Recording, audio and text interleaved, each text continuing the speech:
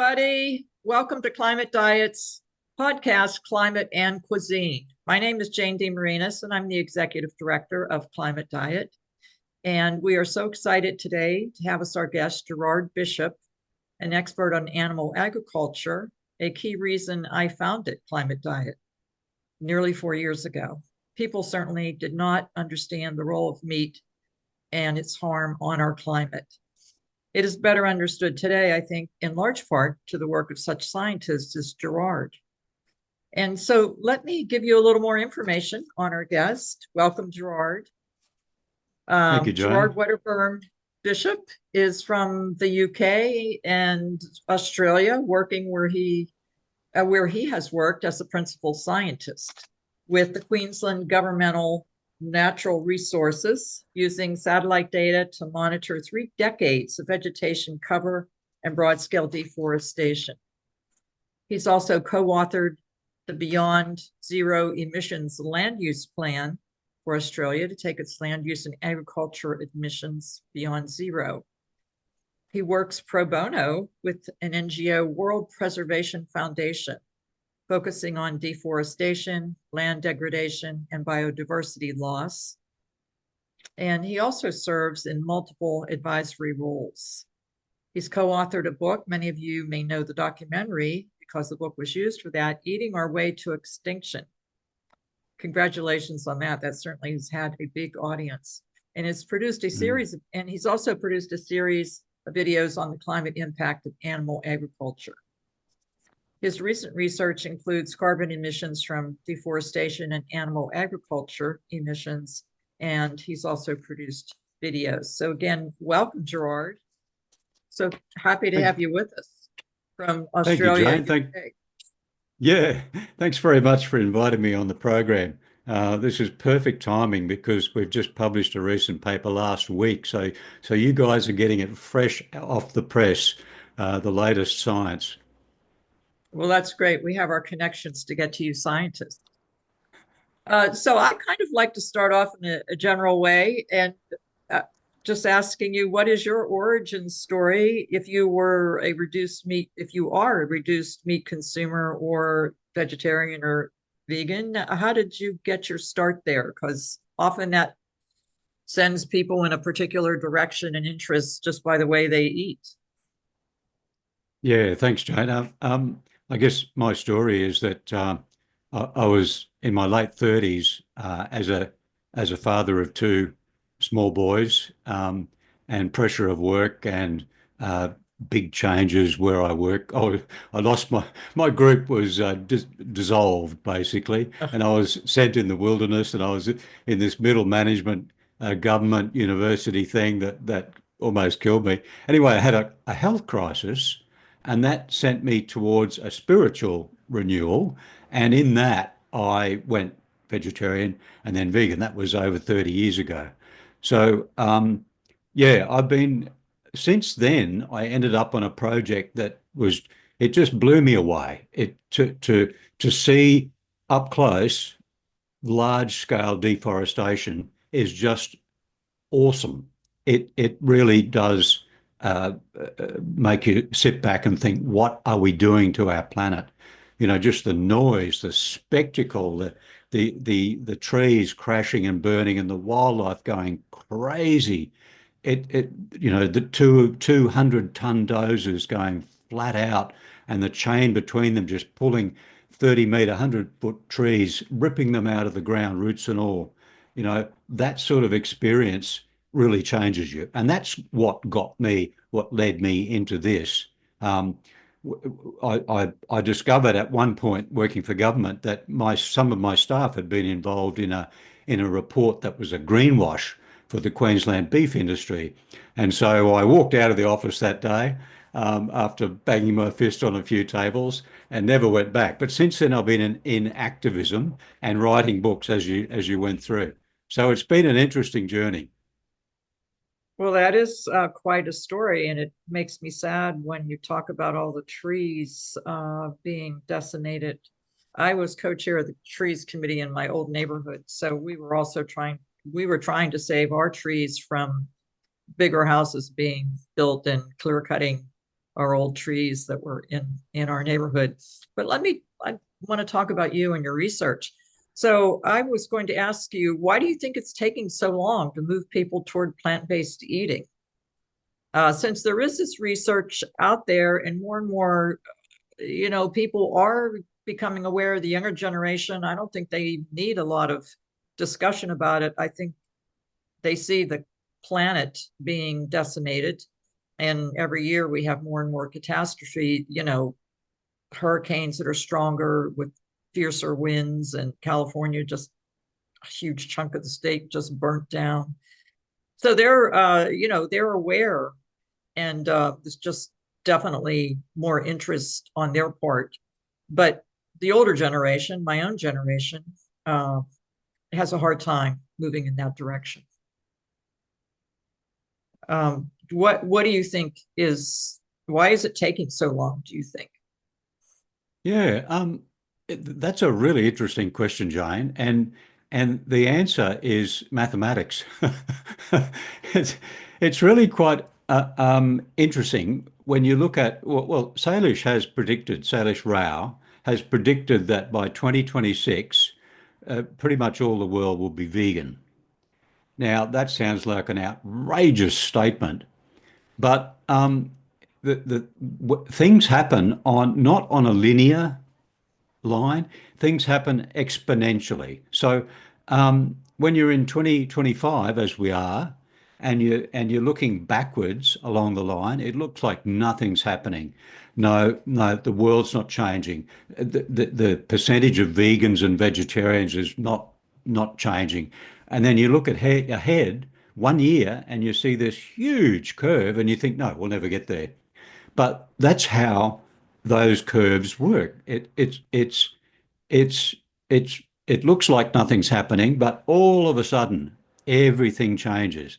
And what I think is happening big time is that the meat eating culture and industry looks strong. It looks so strong, but it's actually very weak. If you look at any advertising on any media, we are being bombarded with meat and dairy ads. It's just relentless, particularly on the kids. Now, that is the only way they are able to keep that industry going. I remember a few years back when Australia talked about banning live exports of sheep and beef cattle. There was the industry. There was a public outrage, and what they did is they tried to have a public, sort of response to that, and they literally could not find a family farm with someone who could speak about, oh, poor little us, what it's doing to us, because it's all large factory farming now. All the big pastoral enterprises are company owned, in fact, foreign owned largely, and they're the ones producing the huge amount of beef, particularly in northern Australia, in the tropics rather, the so-called industrial beef, which ends up in hamburgers. But that's the thing. It looks strong, but I think it's actually not very strong because the only reason that we're still eating a lot of meat is number one, advertising, and that's the big one. Number two is the subsidies and Yes. how the governments are turning a blind eye to all these things. I mean, the fact that red and processed meats are linked with cancer the way they are, who hears about that in the media? So the it everything's got to change, and it will, I believe, because humans are waking up. Humans are saying, I believe these days we're finally coming out of the dark ages where things were hidden away. Um, don't question that. We know what's best for you. But now everyone, particularly as you say, the younger generations, are thinking for themselves and they're seeing the world as it is and saying, no, this is not right. So, the only reason that there is so much meat eating is because it's a pack of cards. It's a card house, and it will crumble much faster than we expect. So yeah, it looks strong, but to me, it's weak. I think you're absolutely right on that, and I hope you're right because that's one way to save our planet, which is a nice segue into your research. And could you talk a little bit about your recent research, and in particular, has it spurred any policy changes in the UK, or what is the response from your scientific community been in uh, since the foundation is in the UK, would that be where you would expect the first dialogue about this research to start, or would it be in Australia? Yeah, no, it's these things are global these days. So what we're talking about is two pieces of research that I'll go into in a minute. The first was published in October last year, and the second was published last week. Now, these two pieces of research taken together show that animal agriculture is the leading cause of climate change. Now, that to any to most people globally would be shock, horror. That's not what I've been told. How could that possibly be? And I'll get into that. Um, but And that's but because the UN is still saying 14% of yes, climate change is from animal agriculture. So, yeah. yeah, that's right, that's right. Um, but it's really interesting, and I'll tell you a little bit about. Well, would you like me to get into the papers and explain that part of it now? Yeah, in Yeah, a as best I can. relatively consumer way, if you Yeah, can. okay. Well, it was over a decade ago when I left government. I was grabbed by a group in Melbourne called Beyond Zero Emissions. Now they were doing a land use plan to take agriculture and land use down to zero emissions, and so my task was to look at Australia's national greenhouse gas accounts.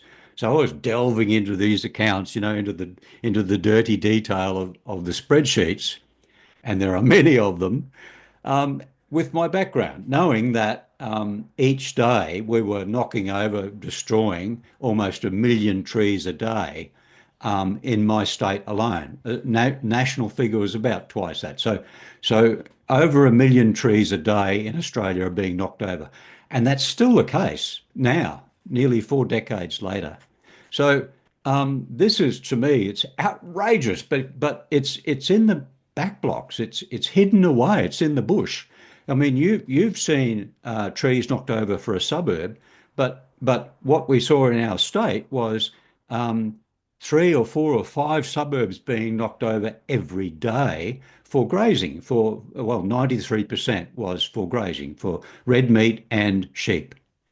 So here am I working for Beyond Zero Emissions, and I'm delving into the accounts, and I see that the industry is causing the deforestation. They're given a free card, a get out of jail card, because how the accounting worked was this. Now tell me if this is not dodgy.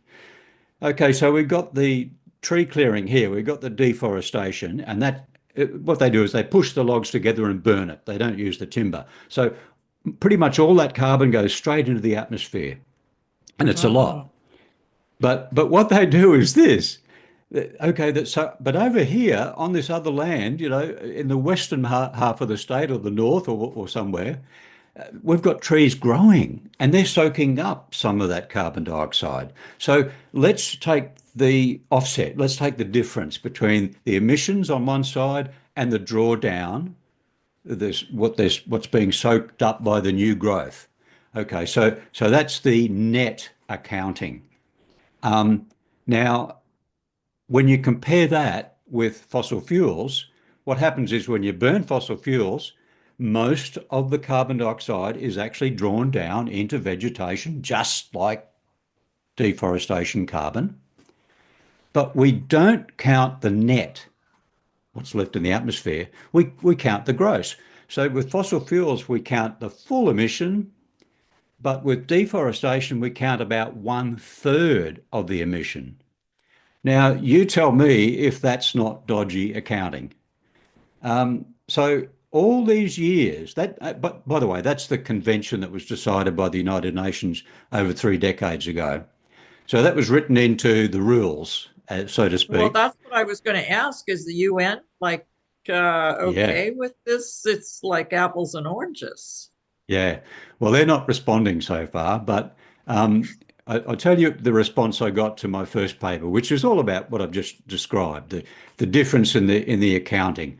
Gross on one hand for fossil fuels and net on the other hand for deforestation.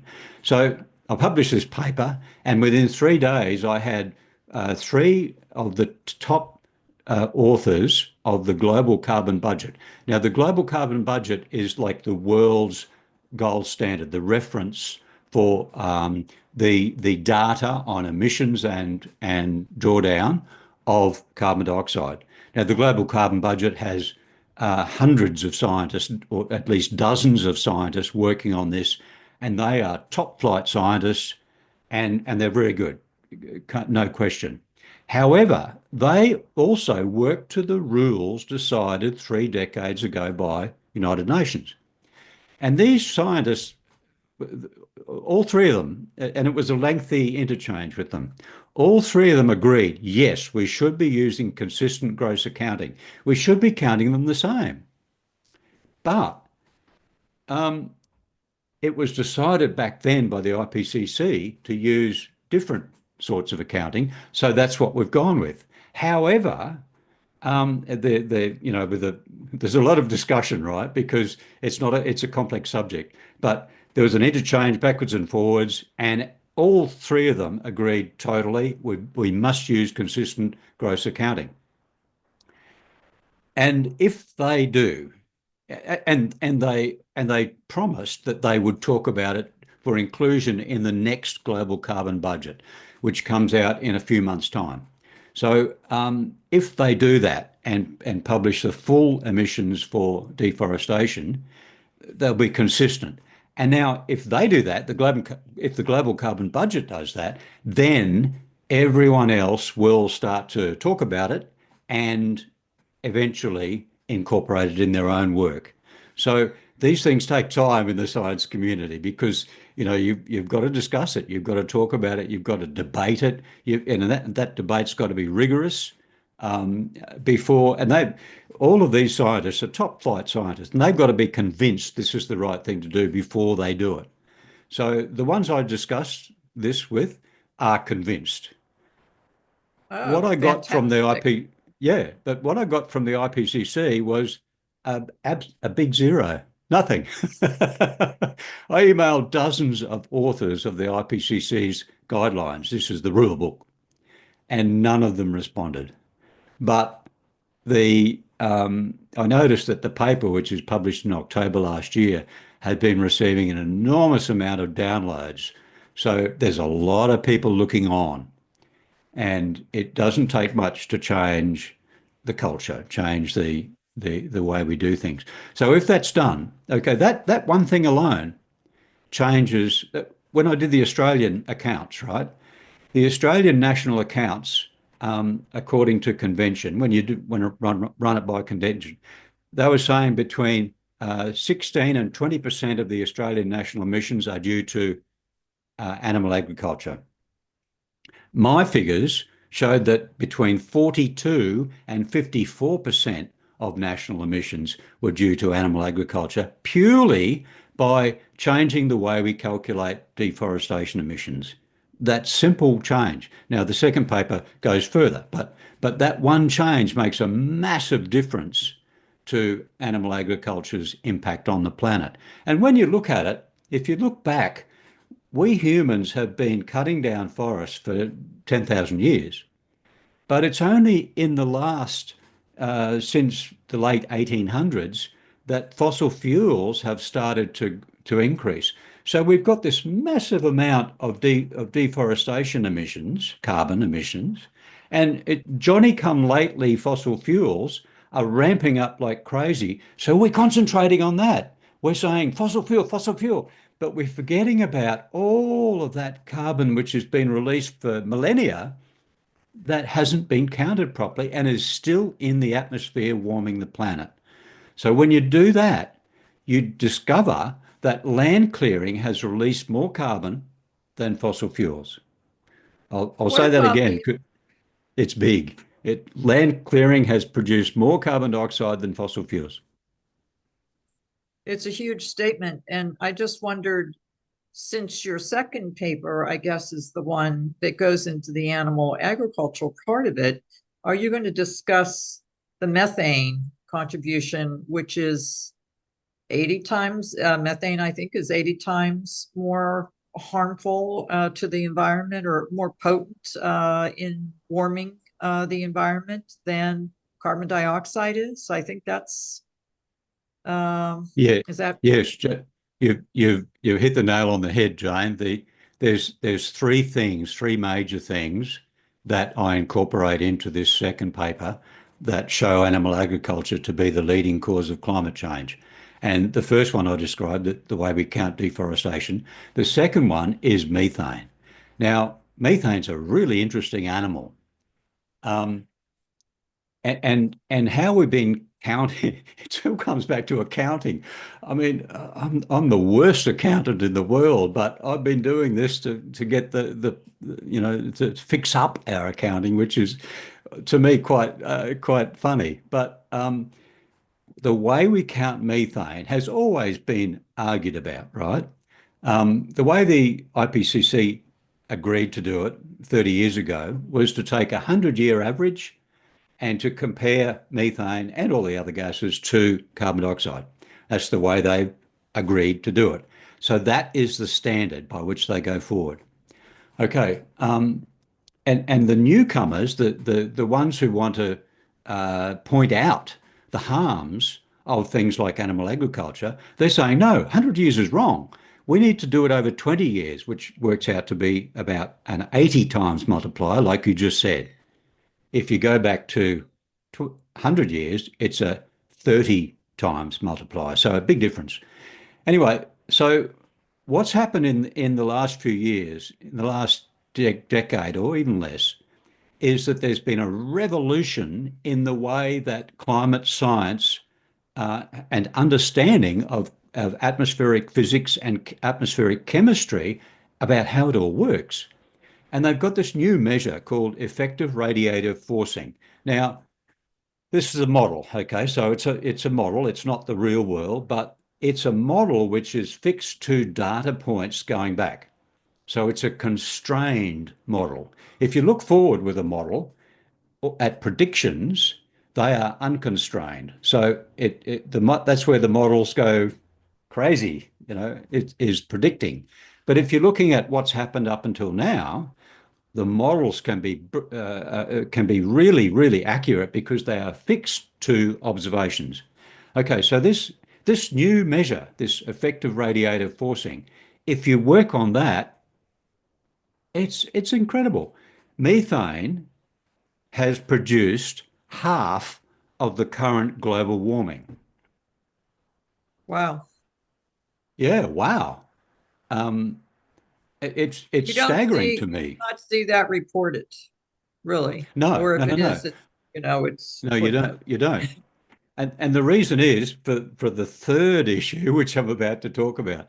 But methane, if doing the sums from 1750 up until 2020, if you do the multiplication, and we know how much methane was emitted, we know how much carbon was emitted, and how we've compared them, and I've run those figures, and it turns out that using 100-year global warming, which we've been doing, it downplays the effect of methane by a factor of 3. Mm, So it gets it way wrong. So methane is actually 3 times more potent for global warming than the global warming 100-year global warming potentials. So this is the latest science. It's the best way. And see, in the aviation industry, for example, they use effective radiative forcing now because you've got this mix of emissions. Some of them are very short term, some of them are long term. You've got these aerosols, and you've also got the effect on clouds, and all of these can be modeled and accounted for. So so aviation industry has adopted effective radiative forcing. And I'm arguing we should do that also for animal agriculture or for agriculture. So that's number two in the equation. The third factor is that the IPCC rules say, yes, let's count all the emissions except the ones that cause cooling. Now, the interesting thing is that when you burn fossil fuels, you create carbon dioxide, you also create aerosols. And the aerosols, you've probably seen it if you've ever been to a large industrial city. When I was in Shanghai, I saw this. It's like a grey fog everywhere, and your sinuses get inflamed, and you feel really crook. Um, it's not cloud. It's like a grey fog. Now they cleaned up Europe and North America years ago. This is the stuff that causes acid rain. So, and it was causing that, it was killing vegetation. So they cleaned up their skies in Europe and North America. But whenever we burn fossil fuels, we release carbon dioxide and we release these nasty aerosols. But these nasty aerosols have been so effective in cooling the planet. Okay, they reflect. Right, They're like a cloud. They reflect right. the sun's rays. So this cooling has masked or cancelled out three-quarters of the warming from fossil fuels. Mm. Isn't that interesting? And when you do that, when you factor that in, you find that overall, today's the global warming that we experience today, just 19% of it has been caused by fossil fuels. 60% has been caused by agriculture altogether, and um, and within agriculture, the biggest of all is animal agriculture. So 53% of the temperature change up until now, up until 2020 rather, has been caused by animal agriculture. Wow. That's there's a bit of a caveat on that in that we are effectively clearing up our skies. So that cooling that I was just talking about, it's been huge amount of cooling. It's prevented nearly 1 degree of warming. So when we clear the skies totally, that warming will accelerate. And this is what James Hansen, he's a big name in climate science, he's released a paper on it last 2 weeks ago that said climate change is accelerating. So this is that's the thing that's going to get more attention. More and more people, as you said before, more and more people actually are being affected by climate change. There's floods, there's fires, there's crazy weather. So if climate change is accelerating, which it is, then it's going to get worse, not better. So all of these things add up to agriculture and particularly animal agriculture being the greatest contributor to climate change. Now, in the future, by the end of the century, it could be that fossil fuels, unless we rein it in, unless we unleash the trees, unless we rewild our planet in a big way and draw down that carbon. So I think I've rabbited on for too long there. But those are the three things. It's dodgy accounting for deforestation. It's the way we count methane is wrong. And it's also not even accounting for cooling emissions at all. Just those three things make a huge difference to our estimation of what has caused global warming. Well, I hope when the UN report comes out, and I'm not sure of the date and the location of the climate conference that the UN has every year. Where is it being held this year? I've read about it, but I've forgotten. I went to the very first one when I started my organization in Glasgow, but I Right. registered too late, so I couldn't get into a lot of things. I did get with the media, who Mm. then would tell me what happened. But Yeah. it's, a place to be if you're talking about this stuff. But if they could put on some panels that would include you and your work, I would be there in a heartbeat. Hmm. Yeah, well, Do you I think? might turn around. I actually went to a few of the early ones, and I spoke in a number of side events, they call them. And Right, right. the side events are put there to keep the riffraff happy. They don't really influence the talks. So I went to a couple and then decided, no, this is a waste of time. So I Okay. didn't go back. But yeah, I might reconsider that if the timing's right, or if it looks like there's some traction to be gained. But but what I'm doing now is I believe that the science community is the way out for all this, because if we get acceptance in the science community, Right, then the others will follow. So what I'm doing is right. actually I'm right in the middle of emailing about 500 scientists and different organizations and journalists and what have you, to let them know what's been published. You see, these two papers have been published in a top level, rigorous peer review journal. That gives them huge credibility. And that is the reason Absolutely. why Yeah. other publications, such as, for example, Goodland and Anhang, years ago, put together a paper saying animal agriculture is responsible for 51% of global warming. Now, they could not get that published in a peer-reviewed journal, of leading peer-reviewed journal. So they had it published in World Watch magazine. So it's I know how difficult it is to get a paper in through peer review.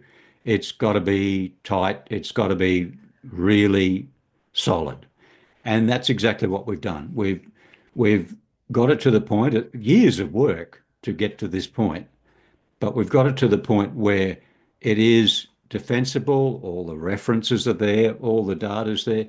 And this is the interesting thing: is that the data that I use and the models like this effective radiative forcing, 2 years ago, they were not available.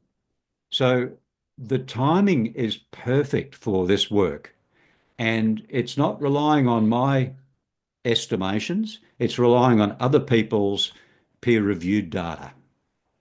So um, the effective radiative forcing models are claimed to be the best we've got. The data on gross emissions for deforestation are fully acclaimed. So right now we're in a prime position for this to sprout wings and fly. But we've got to get it through to the right people. And scientists are by nature skeptical. That's their job. They have to be skeptical of everything they hear. Is this right? Why? How? Prove it to me. And so they're the heads we've got to turn, and that's what I'm aiming at. And I'm going to produce a short video to explain this. But this discussion we've had today is probably far better. So yeah, so it'll take time. Science is slow, but as soon as the scientists accept these new ways of doing things, then it will go into the IPCC guidelines. It's a political process, though. That is a political process. So you may have some big meat producing countries that try and stop it. I So don't know if time will it tell. will it make it for this year's conference. I forget. It's usually held in, No. I don't know, is it spring or Oh, well, early actually, summer? I yeah, haven't heard anything it's about it yet. possible. It's possible. Well, that would be great. I was going to mention to you, I'm doing a podcast later in this week. Um, and the woman's name she's a reporter with Forbes magazine and Forbes publications, but she wrote a book called Raw Deal, and it's about the corruption in the meat industry. But I'll tell her about your information and see, since she's already into this, her name is Chloe Servino.